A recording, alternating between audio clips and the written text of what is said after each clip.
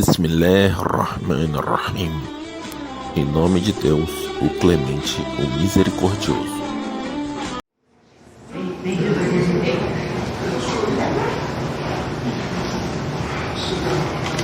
nome de Deus, o Clemente Misericordioso, louvado seja somente o Senhor do Universo, que a paz e as bênçãos do amor estejam sempre com todos os outros profetas que foram enviados. Bom, ficar fazendo tempo curto, só para não contar mais no nosso tempo. Então vamos lá, nós muçulmanos, primeiramente, a palavra Islã, o que ela significa? A palavra Islã, a própria palavra é árabe, ela tem uma raiz árabe também, que é Islam. Islam significa a submissão. Então, o Islã é a religião daqueles que se submetem voluntariamente à vontade de Allah Altíssimo. Allah, Deus, Allah, onde eu vou chegar lá. Enfim, foi inesperado, saiu naturalmente. Escreveu. Enfim, então é a submissão voluntária à vontade de Allah. Qual a vontade de Allah? Aquela que é expressada no Alcorão e nas traduções do profeta Muhammad, que faz as bênçãos sejam com ele. Então, lembre-se que eu falei que é uma submissão o quê? Voluntária. Nós sabemos que pessoas se difundiu pelas não forçadas a se converter, isso é uma grande mentira. Ainda que eventualmente pode ter acontecido aqui ou lá, mas essa conversão não é válida para o Islã. O Islã tem que ter a submissão da mente dentro e fora, certo? Tanto é que a primeira obrigação de uma pessoa que creu em todo aquilo que eu vou falar com você do Islã, a primeira obrigação é fazer shahada. A palavra shahada em árabe significa exteriorização. Geralmente nos livros vocês vão encontrar como testemunho, testemunhar algo. Mas a palavra shahada, se for pegar na raiz mesmo, a palavra em árabe, significa exteriorização. Então você crê com o seu coração, você professa, você pratica. Então bem, ele vem para fora, certo? Então é assim que se dá a submissão à vontade do nosso plano da área. Qualquer submissão, como ele fala, imposta, ela não é aceita por Allah, porque a pessoa não sabe que deve se considerar muçulmana. Ninguém aqui pode considerar que aquela pessoa é muçulmana, porque ela não se submeteu voluntariamente à vontade de Allah. No que o muçulmano acredita? Né? O que esses barulhos homens vão acreditar? Vamos chegar lá. O muçulmano acredita no seguinte: acredita no Deus único, o único Deus, o qual nós estamos chamando dele de Allah. Então Allah é Deus em árabe. Não, Allah não é Deus em árabe. Allah é o nome da divindade. A palavra Allah, ela existe antes do idioma árabe aparecer. Né? Do idioma árabe que veio do aramaico, que veio do idioma semita, né? Semita falado muitos milhares de anos atrás. Você, antes disso, antes de aparecer o idioma árabe, já existia a palavra Allah. O próprio, para quem lê um pouco de livro, ou conhece um pouco de livro, funciona muito mais. Você tem lá, quando supostamente Jesus está na cruz, né? Ele fala: meu Deus, por que me abandonaste? E em algumas versões da Bíblia, não sei agora qual, mas tem uma transliteração da frase no aramaico, onde ele fala Allahi, fica nessa adaptaria. Ele fala Allahi, Allah, e esse I, em toda a língua semita significa meu. Então, Allahi, meu Deus. Então, Jesus Cristo chamava Deus por Allah. E ele não falava árabe, ele falava o aramaico. Né? O idioma, talvez tivesse compreensão do grego, do hebraico, mas ele falava aramaico, chamava Deus por Allah. Então, Allah para nós é o nome da divindade que criou os céus e a terra. É o mesmo Deus, a gente só que dirige a ele de uma forma diferente. Depois de Allah, o que mais o muçulmano acredita? Nós acreditamos numa sucessão de profetas. E daí para vocês entenderem que o muçulmano não acredita em religiões. Ele acredita só em uma religião. Se Allah é único, existe um caminho para chegar até ele. Esse caminho é o caminho da submissão à vontade voluntária, à vontade espontânea, para se submeter a Allah subhanahu wa ta'ala. Como é que funciona essa sucessão de profetas? Eu vou colocar 3 profetas ou 4, colocar não. Porque a maioria das pessoas não imagina o que a gente considera não como profeta. Moisés, Jesus e E o último,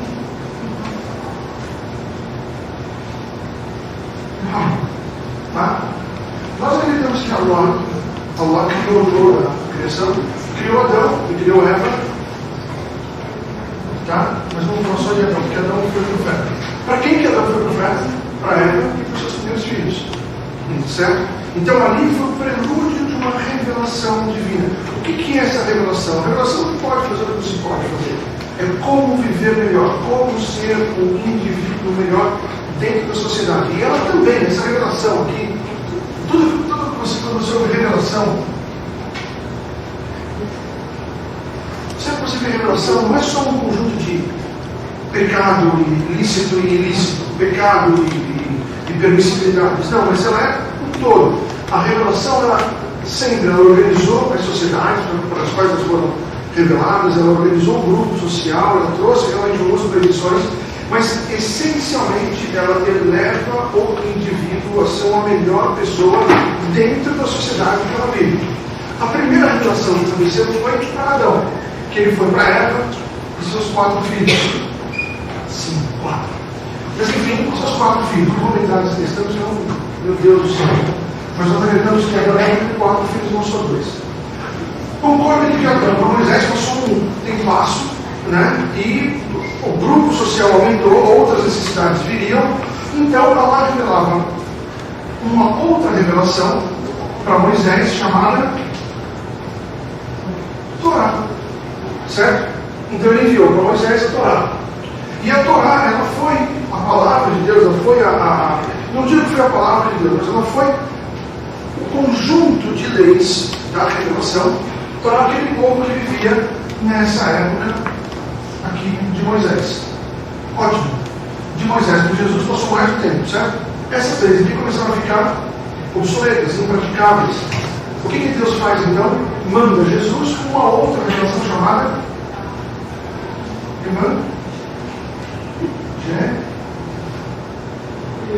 Isso. Jesus então recebeu o Evangelho. Jesus, sim, nós acreditamos que Jesus foi um profeta, nós acreditamos que ele foi um profeta, enviado por Deus, e ele é o único profeta vivo hoje. Nós não acreditamos na questão da crucificação, nós acreditamos que ele foi elevado aos céus. Nos meus estudos, acredito que ali no jardim de Getsemane, ele estava prestes a enfrentar os romanos, e ali ele foi levado ao céu, ele está vivo até hoje, e ele retorna mais para frente. Mas voltando aqui à revelação, então a Torá começou a ficar obsoleta. Então vem Jesus como o Evangelho. Não Jesus vem como o Evangelho, mas só muda a revelação de Deus, só muda as leis de Allah, somente Allah muda suas próprias leis. Certo? Então como que ele fazia isso? Através dos profetas. Então veio Jesus e o Evangelho passou a ser a constituição vigente da época, digamos assim. Passa o tempo de Jesus, você tem aqui Muhammad, que foi o revelador não. Certo? Então, e esse é o segundo e terceiro pilar da nossa crença. Deus único, os profetas e os livros que foram revelados. Certo? Ou seja, hoje em dia, o único livro que foi revelado para toda a humanidade foi o Alcorão Sagrado. E aqui, o Alcorão Sagrado constitui um código de vida completo que vai durar até o dia do juízo final. Até o dia que a gente acordar e não tiver mais muito na nossa volta. Certo? Portanto, o muçulmano acredita que existiu uma Torá, que existiu o Evangelho, que existiram outros livros, porém, nós não acreditamos que esses livros aqui, eles se mantiveram intactos. E daí a necessidade de ter um outro livro que se mantém intacto, que é o Alcorão Sagrado. E se mantém intacto até porque ele veio para os árabes, que tinham como seu maior o ápice da sua cultura, a literatura. Então veio um texto onde eles souberam muito bem preservar, não só oralmente, mas passando o tempo escrita, e os originais do Alcorão Sagrado estão em Medina, na cidade onde eu estudei durante 10 anos, na Arábia Saudita. Você tem lá os Alcorões, os diferentes Alcorões que foram preservados ainda na época do profeta Muhammad, estão lá todos acomodados em câmeras, climatizadas, etc. Só que são todos microfilmados. Então, para a gente que era aluno na universidade, a gente pagava uma pequena taxa, R$15, R$20, uma coisa assim, e você conseguia microfilmar, porque os microfilmes te imprimiam em folha de sulfite, para você fazer os estudos, etc. existe. Quando eu falei que nós não acreditamos somente em uma religião, um só caminho para chegar até Allah, é porque nós acreditamos que as religiões que tem são um produto do próprio homem. Exemplo rápido: todos esses aqui, Adão, Moisés, Jesus e Muhammad, foram profetas do mesmo ano. Certo? Não tinha diferença entre eles. Tanto é que a única modificação que tinha na revelação era quanto às leis sociais, as leis físicas, a parte prática da coisa, a crença em acreditar em Deus único, obedecer ao Deus único, se submeter a esse Deus único, sempre foi a crença de todos os profetas. Nenhum profeta pregou que tinha que adorar outros deuses, adorar a si próprio, adorar pedras, ou estátuas, ou isso ou aquilo. Isso nunca aconteceu. O que mudava era a lei orgânica, digamos assim, do grupo social. Só que, ou seja, e se você então, na época de Moisés, aceitasse Allah, se submetesse a Allah, você seria o quê? Um muçulmano. Porque a palavra muçulmano significa submisso. Islã, muslim, até as palavras são semelhantes. Islã, muslim, é tudo mais ou menos parecido. Então, o muslim é o submisso. Então, as pessoas que se submeteram à vontade de Allah voluntariamente eram chamados de muçulmanos. Beleza. Então, nós temos aqui os muçulmanos que acreditaram em todos os profetas, até Moisés. Só que quando chegou aqui a Torá, passou um tempo, aqui teve muçulmano, chegou Jesus. Aí um grupo aqui falou assim: nós não vamos aceitar Jesus. Jesus não é um profeta, nós não acreditamos nele. Certo? Ou seja, eles não aceitam Jesus. Então, e por não aceitar o profeta, ele deixa de ser muçulmano e hoje são chamados de quê? Certo? Porque eles acreditam em todos os profetas até Moisés. Beleza. Aqueles que acreditaram em Moisés e acreditaram em Jesus continuaram muçulmanos.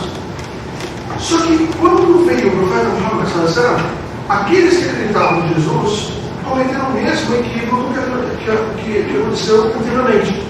São chamados os cristãos.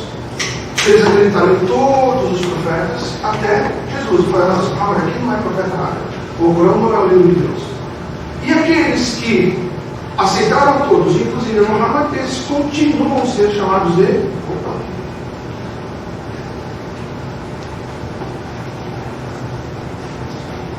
muçulmanos. Porque ainda se submete à vontade de Allah, dos Deus único e dos profetas e acreditam nos profetas que foram por ele enviados. Claro, não, tráfico ali, né? Tá, além disso, depois, três coisas. Nós, muçulmanos, acreditamos nos anjos. Tá? Nos anjos. Nós acreditamos que os anjos são seres criados por Deus, eles têm as suas diferentes funções, mas eles não têm livre-arbítrio, de forma alguma eles têm livre-arbítrio. Tanto é que você nunca, a gente, até o muçulmano, ele não pede nada para ninguém, exceto para Allah. Nós só adoramos Allah, nós só pedimos perdão dos pecados para Allah, nós só pedimos ajuda para Allah, orientação somente para Allah, para mais ninguém, e nem para os anjos, porque os anjos não têm vontade própria. Mas o anjo, ele pode até proteger, desde que ele seja enviado para Allah para proteger. Ou seja, você pede para quem? Para Allah. Como ele vai fazer as coisas? Compete a ele, se ele vai ou não fazer e como ele vai fazer. Então, os anjos. Nós acreditamos também naquilo que é chamado de predestinação. Esse nome está errado. Mas enfim, nos livros, você pode ver lá que o quinto pilar da crença islâmica é a crença na predestinação, onde Allah já predeterminou tudo o que acontece. Mas bem assim, a predestinação é que tudo o que está acontecendo, o que vai acontecer, o que aconteceu, sim, já estava escrito por Allah, só que ele escreveu a partir do seu livre-arbítrio. Então Allah te deu o livre-arbítrio, você escolhe aquilo que você faz. Então ela criou os seus atos e criou tudo aquilo para que acontecesse pela sua vontade, e então ele escreveu. Só que isso já está escrito muito antes da criação, porque o conhecimento de Allah é infinito, certo? Mas existe o livre-arbítrio e nem tudo está pré-determinado como se entende por aí. Isso aqui é uma discussão longa para a gente entender bem isso aqui, mas Acho que ficou mais ou menos claro, porque nós não negamos, se você falar que está pré-determinado, então você não tem livre-arbítrio, certo? Vai acontecer, queira você ou não. Mas nós sabemos que nós temos livre-arbítrio, existe, e Allah diz no Corão, fala no Corão, vocês não querem, vocês têm o livre-arbítrio, e esse livre-arbítrio foi dado por Allah, foi legado por Allah para cada um de nós, para que nós tivéssemos o quê? O livre-arbítrio. Então, o nome predestinação está mal colocado. E por último, o dia do juízo final. E aí a crença é muito parecida com a cristã. Todos nós seremos ressuscitados no dia do juízo final, porque nós prestemos as nossas contas para com Allah diretamente, tá? Não vai ter nenhum parceiro aqui, não vai receber por ninguém, somente você e Allah por tudo aquilo que você fez de bom ou de mal aqui na terra. E a partir daqui você vai ter o famoso paraíso ou o inferno. E a vida começa a partir do mundo. Certo? Muito rapidamente na crença que nós temos. Tem mais quanto tempo? Mais de íntegro, né? Mais 10 minutos. Mais 10 minutos, tá? A partir, quando o muçulmano crê em tudo isso aqui, ele tem 5 pilares que ele tem que praticar. Todo muçulmano tem que crer assim e dessa forma, senão não pode ser considerado muçulmano. E a partir daí ele tem que crer em 5 pilares. O primeiro pilar, eu até já disse, que é aquilo que chama-se de testemunho. Então, o testemunho, na verdade, é a exteriorização de que você crê em tudo aquilo, etc. Essa é a primeira coisa. Que aí tem uma frase que a gente fala muito, que é La ilaha illa Allah. Ou seja, não existe divindade a não ser Allah, é a máxima do Islã, La ilaha illallah. E óbvio, Muhammad, Rasulullah, Muhammad é o mensageiro de Allah, para poder confirmar que você crê nessa sucessão profética. Isso por quê? A segunda obrigação são as orações. As orações são 5. Onde a primeira, por volta de 6 da manhã, aqui em Porto Alegre. Fala para mim de novo. Meio-dia e 20. 13 e 20. 15 e 20. 6. 18. 19 e 30. Tá. Você tem 5 períodos onde você deve praticar as suas orações de maneira X que o profeta Muhammad nos ensinou. Só que, vamos pegar esse exemplo aqui do meio-dia e 20 até a oração do meio-dia e a oração da tarde.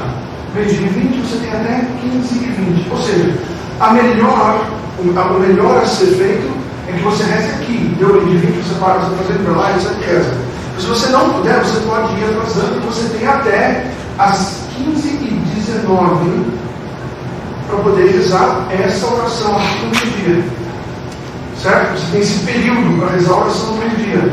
Assim como você tem das 15 e 20 às 17 e 59 para poder rezar a oração da tarde e sucessivamente. Só que a gente tem que entender que essas orações são distribuídas assim no dia, que é justamente para equilibrar o ser humano, que você viva entre o espiritual e o material. Então você acorda de manhã, espiritual, reza, sai para trabalhar, para estudar, o que quiser, depois, meio-dia e meio, você para, você se separa e se livra de todo o mundo material e você se volta em oração para Allah, e cada oração dura no máximo 5, uma oração muito longa, 8 minutos, tá?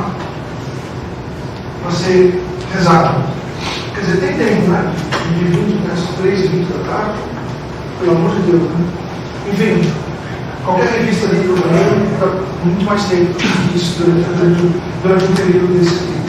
Então, então você se separa, você se livra desse mundo material e se volta para alimentar o teu espírito, a tua alma, o teu momento ali. E assim sucessivamente, depois que 18, 19, 30. Então, o ideal a ser feito é que você reze as orações na hora em que ela dá. Mas, dependendo do seu ritmo de vida, etc., você pode fazer um pouquinho, mas sempre ter em mente que deveria ter realizado aqui. O número 3 é aquilo que nós chamamos de zakat. A palavra zakat em árabe significa purificação. Purificação do que? Dos seus bens. Então, como é que funciona isso? Você pega tudo aquilo que você tem aqui, passado um ano, você recalcula e daqui você tira 2,5% e dá aos pobres, aos necessitados. Certo? De tudo que você tem. Então, se você guarda ouro, se você guarda dinheiro, se você guarda posses, em geral, você tem que pagar os 2,5% para cada um. Mas não é tudo que você tem assim. O zakat é muito complicado e muito extenso. Mas, por exemplo, se você tem 2 casas, a casa que você mora, você não tem que pagar o zakat. Agora, dos rendimentos daquela segunda casa que você aluga, você movimenta dinheiro ali, você tira 2,5% e paga para os pobres. Entendeu? A pessoa que tem dinheiro guardado, vamos supor que você guarda todo mês tanto da sua conta. Certo? Chega no fim do ano, se você ultrapassou um determinado limite de posses, você tira 2,5% e dá para os pobres. É muito pouco, não é muita coisa. Mas se todo mundo paga, você elimina a pobreza. E isso já foi praticado pelos califatos anteriores e deu certo. Isso aqui é justamente o que você precisa para eliminar a pobreza na sua sociedade. Chegou um ponto, uma época, no califato, se não me engano, de Othman, que não tinha mais para quem pagar os zakat, então eles reuniam os zakat, chamavam as pessoas que tinham dívidas, e o governo, chamavam as pessoas que tinham dívidas e pagavam as dívidas das pessoas com aquele que arrecadaram do zakat. Não tinha mais para quem dar. Bom, isso, o zakat.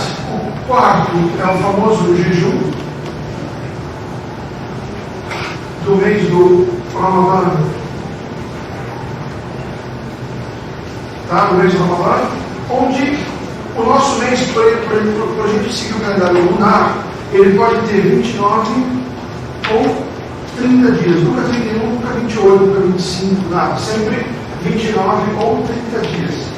O jejum do mês do Ramadan é um jejum que você faz durante o mês todo. Você se abstém de comida, de bebida, e aqueles que são casados de relações sexuais com seus esposos ou com seus maridos, do nascer ao pôr do sol do dia, todos os dias. Então, quando o sol nasce, ou seja, aqui, na oração do Fajr, você para de comer. Quando chega às 18, às 6 horas, você volta a comer de novo. Nesse período aqui, fica vedado água, qualquer tipo de líquido, qualquer tipo de alimento, enfim, nada pode ser ingerido. E durante os 30 dias. Quando o sol se põe embaixo, tudo vira permitido novamente. Só nesse período aqui que você não pode comer nem beber nada. E no quinto dia, isso por quê? Enfim, é claro que tem os motivos espirituais, tipo, de você sentir fome, de você entender melhor quando você ouve que as pessoas passaram fome em algum lugar do mundo, mesmo aqui na cidade mesmo, e isso te ajuda a se sensibilizar mais com essa pessoa. Porque você ainda está passando fome voluntariamente. Tem pessoas aí que não têm outra escolha senão a fome. Então, quando você sente um pouco dessa forma, você meio que se aproxima do sofrimento daquela pessoa, e deixa o coração um pouco mais mareado para que você possa ajudar os mais necessitados, que às vezes nem sempre necessariamente fome, mas enfim, tem um monte de outras dificuldades. Mas acho que a fome é simplesmente a pior. Né? Então, a pessoa vive sem luz, a pessoa vive sem um PlayStation, né? A pessoa vive mas sem comida é uma coisa muito complicada. E nenhum sacrifício é maior para o muçulmano, para um ser humano, em deixar realmente de comer, de sentir aquela forma, durante esse período todo para Deus. Então, além de ser um exercício espiritual, porque você novamente se separa da matéria, sabe? Você fica, não vou comer, não vou me entupir de churrasco, por Allah. Então você se separa de novo da matéria, você se torna um pouco mais até introspectivo, pensa mais, calcula o quão fraco você é, o quão você depende de coisas básicas da vida, que muitas pessoas são privadas disso. Então é um exercício espiritual? É. E é também um exercício físico muito bom, porque esse jejum, qualquer médico que fala de um jejum periódico é legal. E a última, aquilo que nós chamamos de Hajj. Hajj é a peregrinação a Meca, onde todo mundo tem que fazer essa peregrinação, todo muçulmano tem que fazer essa peregrinação pelo menos uma vez na vida. Pelo menos não. A obrigação é somente uma vez na vida. Quem quiser fazer mais, que faça mais, mas a obrigação é uma vez só na vida. E o Hajj, ele é feito em Meca e nas adjacências de Meca. Existem vários rituais a serem cumpridos ali na região de Meca. E, enfim, mas todo mundo faz o Hajj e volta para casa. De todas essas obrigações, somente o testemunho aqui, o testemunho e as orações, eles não têm nenhuma desculpa para que você não os faça. No caso dos zakat, ora, se tem pobre para receber o zakat, quem recebe não paga, certo? Então a pessoa que não tem condições de pagar o zakat, ela está isenta do zakat. A mesma coisa do jejum. Tem pessoas que são doentes, tem pessoas que têm problema de estômago, gastrite, tem alguma coisa, ou até mesmo a doença temporária, ela também está isenta do jejum. Só que pelo jejum, como vamos supor, como eles dão 29 dias, ela alimenta 29 pobres. Certo? Alimenta 29 pobres, um por cada dia de jejum que ela deixou de fazer. Para quem tem condições, porque a pessoa que é pobre, não pode pagar os zakat, não pode fazer jejum, isso aqui também cai. Mas se a pessoa tiver condições, ela alimenta o pobre por cada dia de jejum que ela não puder fazer. E alimentar o pobre com o resto da comida de casa. Você alimenta o pobre com a mesma comida que você come naquele dia. E o Hajj, a mesma coisa. Só é obrigatório o Hajj, é obrigatório tanto para homens, enfim, tudo isso aqui, tanto para homens como para mulheres. Mas o Hajj só faz quem tem condições financeiras e físicas de fazer. Quem tem condições financeiras, mas por exemplo é paralítico, não pode fazer o Hajj, não tem condições físicas de fazer, ele paga para uma pessoa fazer por ele. Certo? Paga para uma pessoa fazer por ele. Agora, se ele não tem nem condições físicas e nem financeiras, então o Hajj também cai, não é obrigação para ele. O mais rápido que eu já consegui em toda a minha vida. Luz, paz, conhecimento para todo o Brasil. Conheça o Islã.